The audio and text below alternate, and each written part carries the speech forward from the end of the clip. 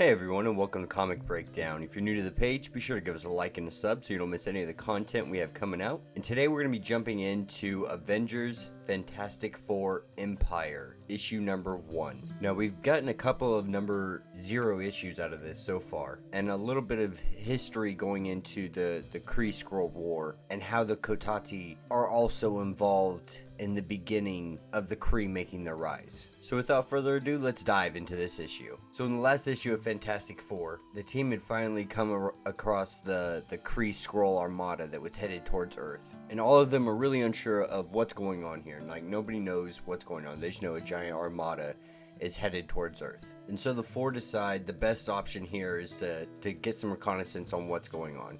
But first they gotta jettison the kids out of here, because they still have the Kree and the Skrull kid that were forced to fight each other in a fighting pit on a gambling planet. And you have Powerhouse and Brainstorm as well, which their powers aren't necessarily fully up to par, so they're being sent to essentially be the protection for these two kids. And once they're finally at a safe distance, Sue goes and turns the entire ship invisible. And as they approach the command ship, they peer inside and they see no other than Hulking. Now, Hulking was with the Young Avengers for quite a while, and up until this point, nobody really knew where he was or what he was doing. But this also doesn't surprise Reed Richards. Like, he kind of understands where this is coming from. He's a natural choice to lead a hybrid army of this type, you know, because his father was Kree and his mother was Skrull. And so while they're peering inside, his Super Skrull clerk lets him know that there's something invisible outside. And while there's nothing else that can detect it, he is the one thing that can detect it because of the Super Skrull powers that they have, essentially. And so he lets them know that it's a Fantastic Four and that they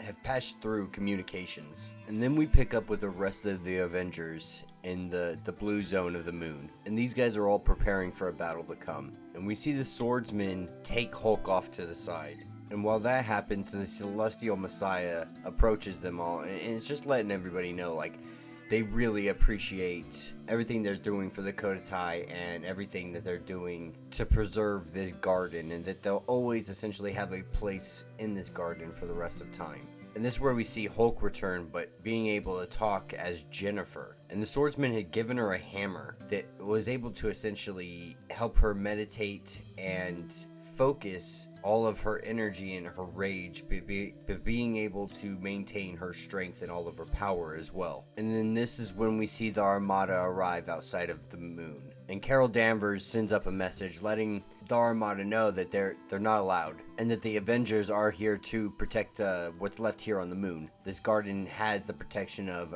Earth's Avengers. And this is where Tony Stark patches in to the main command ship. And this is where we really get our heroes filled in on the story on what's happening. Because Tony Stark at first a little thrown off that Reed Richards of Fantastic Four, Hulking, like all these Avengers and superheroes of Earth are here on our armada that's attacking the moon. And so they have a discussion about how Hulking was essentially put in this position as a figurehead, as somebody that could hold the sword and be able to unite these two nations that have been at war for millennia. And Hulking goes in to talk about, you know, how it's not a job that he wanted, but millions of people, millions of Kree and Skrull were dying every single day until the ceasefire happened. And so in his eyes, he's doing the lesser of two evils. And Hulking's under the impression that as long as this garden is in existence, there can be no peace. That it is a threat to all of humanity, to all of existence in the universe. And the Avengers are very confused by this, because the Kotati have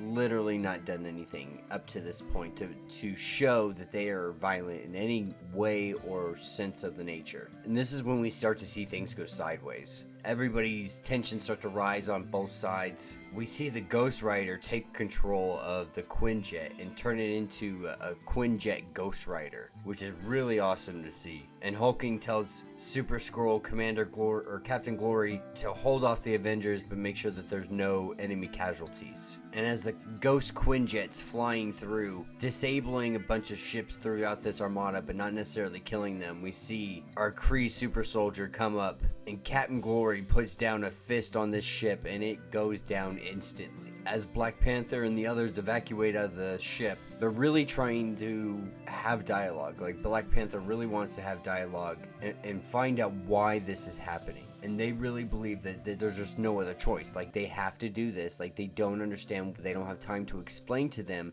but they need to be stopped. This little base on the moon needs to go before everything ends. And as the battle rages on, Thor, antsy to get into the battle, has Iron Man hook something up to his hammer, and he swings it and throws it up into the air. As it makes its way through the battlefield, it comes down on Hulking, and Hulking blocks it with his sword. Unknowing to them, this little device that Tony had put onto the hammer was actually like a EMP virus to all the ships in the Armada. And so it's essentially rendered them all completely useless for battle capacity. But little did they know that this was the gravest mistake they made, because this is when we see the Celestial Messiah arise and say that the flowering has begun. In full war paint, the Celestial Messiah says that this is it. This is the rising. They're the Avengers now. They're the ones that are going to bring justice to the universe. They are going to spread the sentient plant being throughout the universe. And all mammals and animals of species of those natures will come to an end. On the moon is where they begin their empire. And that will be the end of this issue. You guys definitely want to make sure you pick up this issue in stores, on digital comic, whatever it is, because it is 127 pages. It does have a lot of different variant cover arts and illustrations from the comic itself, and little tidbits here and there. So it's really something worth diving into, getting to know the Empyre universe that this is creating right now. I'm really excited to see where this story is going, and where Marvel wants to take this big story arc. So yeah, if you guys haven't yet, be sure to like and subscribe to the page so you don't miss any of the content, and until the next video.